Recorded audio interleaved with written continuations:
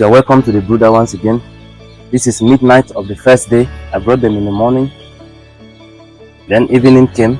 I gave them water, a mixture of medications, vitamins, and sugar solution as indicated in the previous video. I gave them feed. I added feed in a number of times because I use palm full. I don't put too much feed on the first day because they don't eat much the first day. So I did that, gave them water with medications, antibiotic, multivitamins, and sugar. The antibiotic is to treat them of any infection they come with from the hatchery, because the hatchery may be infected. The hatchery may not be clean, may not be clear of infection, so they come in. Some come in with nerves that are infected, some come in with the abdomen that are infected with pathogens like E. coli and other deaths that may be found in the hatchery. So as I received them, I did that. The water got finished in the night. As I was sleeping, I slept off because of the stress of preparation of the brooder. I prepared the whole poultry pen, cleaned the whole poultry pen, prepared the brooder, bought materials, went up and down, bought firewood, bought sawdust, transported them, came walking alone with an assistant that is far. So everything was tedious. So after doing that, I was stressed out. After receiving the chicks, setting up the place, I took care of them till about 10 p.m. Then I slept off, waking up about 1 o'clock or past 12 midnight to an empty brooder. Empty, not of chicks, but of water and feed. Thank God the fire is still active. The fire pot is still there. There's still firewood burning that I need to add some to it, because I see those ones there, they're overcrowding. I think they're resting instead, because when the fire is not enough, you see them crowding around the fire source. But those ones there, I think they are resting with these ones here. Others beyond me, some are still eating. So guys, to avoid walking in the night, because when you wake up in the night, your hands may not be that active, your muscles may not be that active, your grip, your steps, you may miss your footing. So to avoid that, to avoid walking in the night, it's even stressful. You should be resting. Even when you're not sleeping, you should be sitting around monitoring them with water and feed already set that can take them at least half of the night for at least 6 hours. So to do that, you make sure you put enough water, enough feeders, enough quantity of feed, you need enough quantity of water, so that when you wake up in the night, it may sleep for 1 hour, 2 hours, and then you wake up to a brooder that is still in place, a brooder that is still good. The chicks will be feeding that time. As they're looking for feed now, they are not seeing any feed, but they have already fed. You can see the crop is on the right side of the neck. It's already full. So most of them have eaten. I can see all of them. When you test for crop feel, you test it with your hand on the right side of the neck. So what I need to do now is to replace water. The solution is set.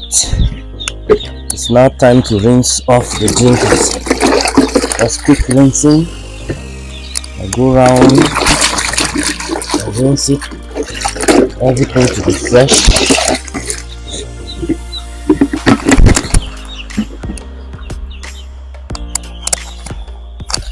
I've rinsed the drinkers round. This is my rinsing bucket here. And these are my medications I've mixed already. I've mixed my medications, my solution of antibiotic, a solution of multivitamins and sugar. So it's set for me to administer. When I do that, they'll be active. They'll be more active in the morning when I'll open the blinds to the outside, and there'll be more light coming in. So now they have eaten, they are satisfied, they are resting. When they first came in the morning, they were chirping, excessive chirping. Maybe that was due to the stress, because they transported them over a long distance, over the night, throughout the night. I received them in the morning. And that is the main reason why I'm boosting them up with sugar solution. to give them energy before they eat. They will drink water, they will get the source of energy. Because especially when chicks are being transported over a long distance, they come already hungry. They might have spent 1 or 2 days on the way, so they may be too tired. The sugar will boost them up. The multivitamins will prevent stress, or will eliminate the stress in the system, will make them to eat more, will provide them with disease resistance. So this is what we are going to be doing. Adding firewood to the fire, to the pot, and making sure it's active. Not too hot, but warm. The room shouldn't get cold. When it's in the morning and the sun is shining, the place is already hot, you may leave the fire to go down, because at that time you're having natural heating from the sun, from the environment. You open the blinds for light to come in. You may switch off the lights, the artificial lighting, the electricity, the bulbs, and then the bulbs too will rest, get cold, and normalize. You switch them on in the evening. You put down the blinds, you lock everything, then you add the fire up. So we've already stopped. We've eaten for about, I can say, 12 hours now. We'll continue with the water, we'll continue with the feed. Then during the first week, they are going to take 2 vaccines. Again, a vaccine against Newcastle disease, the first dose, administered in water. A vaccine against Gomboro disease, infectious bursar disease of chicken. That will be done. These 2 vaccines will be administered within the first 7 days. The third vaccine, which is Gomboro, against Gomboro disease, on the 14th day. Then the last, number 4 vaccine against Newcastle, a booster. The 14th day Gomboro was also a booster to the first. Then the last vaccine, which is a booster of Newcastle disease, on the 21st, on 21 days, at 21 days. So when that is done, your broiler chicks are good to go. For the broilers, they are good to go throughout their lifetime. Use 2 months, 3 months, 4 months, depending on how you want to raise them. But for the layers are brown. They have a more serious vaccination, a more complex, a prolonged vaccination, since they last for long. They last for 2 years, 1.5 years. So there are other additional vaccinations that are going to be done to boost them up. So for this, we're almost done with the setup. They're in here, they're relaxing, there's sawdust, there's everything, there's heating. We'll be adding water, adding feed, mixing the medications as we have to do the right way, and then that's done. So they are going to develop feathering, they are going to develop plumage.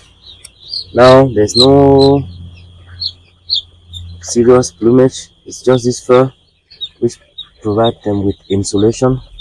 So they will get, their colors will change with time, their colors will change.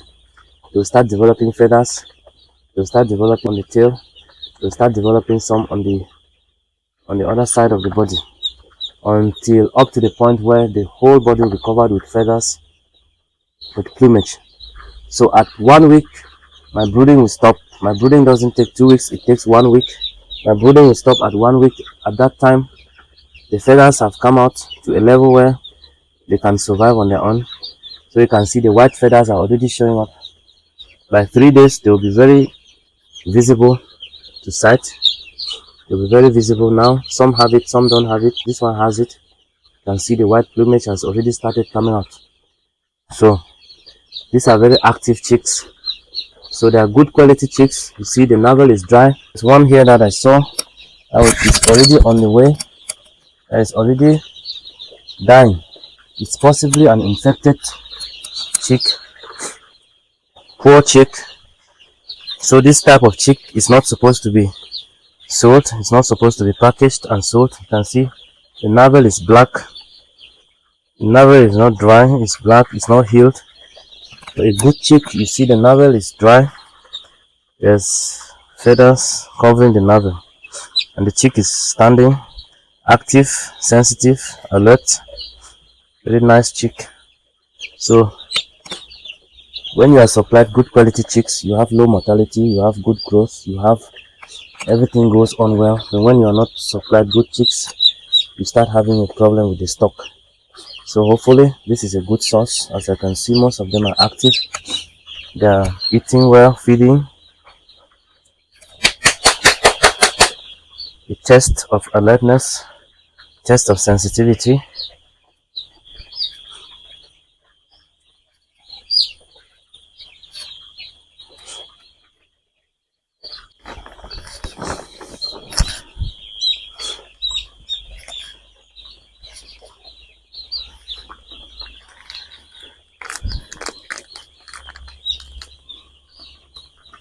I'm applying the antibiotic into the water once again. You follow the dosage depending on the antibiotic of choice that works for you. So if you want to know the antibiotic I'm using, please leave a comment in the comment box below for me to share mine with you. Thirdly, so it was first of all sugar cubes, 1 liter, then the antibiotic, then now the vitamin, the multivitamin. So the multivitamin gives them strength, it gives them resistance to diseases, it makes them to eat more. So I'm going to be giving them this mixture, this triple mixture for the first 4 days. Then I continue with the antibiotic. I continue with the vitamins alone. I break the antibiotic. So the antibiotic hopefully will clean their system, will kill germs or pathogens that they came with from the hatching room, from the company where we got them. The brooder is not yet dirty to a certain extent. So what we are doing now is preventing mortality due to organisms that came with the chicks. Some are already dead, which is normal. It's not a large quantity that is dead. So the weaker chicks, the infected chicks, the poor quality chicks will usually die off. Then you have a sanitized flock that is going on. The mixing, you mix very well, mix the solution very well to be uniform. And every time you come into the brooder, wash your hands. You wash your hands, you change your shoes or you remove your shoes and be bare feet. The first few days I go into the brooding room bare feet so that I feel the temperature of the floor. If you wear shoes, it's still good, but when you are bare feet, you can now feel the temperature of the floor. You now know whether your brooding room is wet, is cold, is too hot. So as they drink, they move around, they trample on the sawdust. Some of it get into the drinker. So every time you are giving water, you rinse it and do a quick rinsing of the drinkers before you put the new solution into it.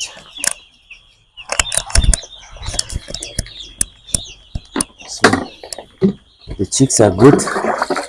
No major incident that has happened negatively or badly. We're heading into the next day. When it's daybreak, after 12 hours from now, it will be the next day of the chicks. Good quality chicks, active, feeding well, drinking well, alert. When you show out something, they follow. So you see, they're good chicks, healthy chicks.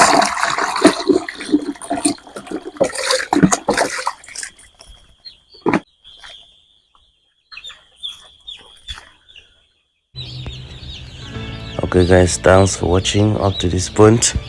Please continue watching this video to the end and other videos on the channel to get more information on how I manage my brooder and the poultry pen at large. So you've seen how I prepare basically three things: how I prepare the water, the medications, and then how I maintain the heating on, how I maintain the fire so that it doesn't get lost. So now I'm applying the feed. I'm applying the feed on the trays. So before you apply the feed on the trays, you have to clean the previous one. Remove sawdust, remove droppings. So I'm removing sawdust. You remove sawdust so that it doesn't disturb them, because when they're eating and they meet sawdust, they start pecking the sawdust, it distracts them. So clean the trays. That is a brooding tray. You clean it, then you apply new fresh feed to it. Fresh feed. So when you do this, they feed very easily, very quickly, and they grow fast and you sell. So the brooder is basically maintaining these three basic things. You're maintaining the feed, the water, and the heating. Then there are other things like lighting. You need to control the lighting, the wetness. Don't allow the floor to get wet, and other things. You monitor the birds. You see whether the spacing is okay, whether the birds are happy, whether there is no disease. You prevent spillage of water.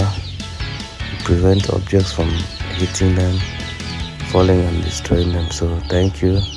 Please subscribe to this channel.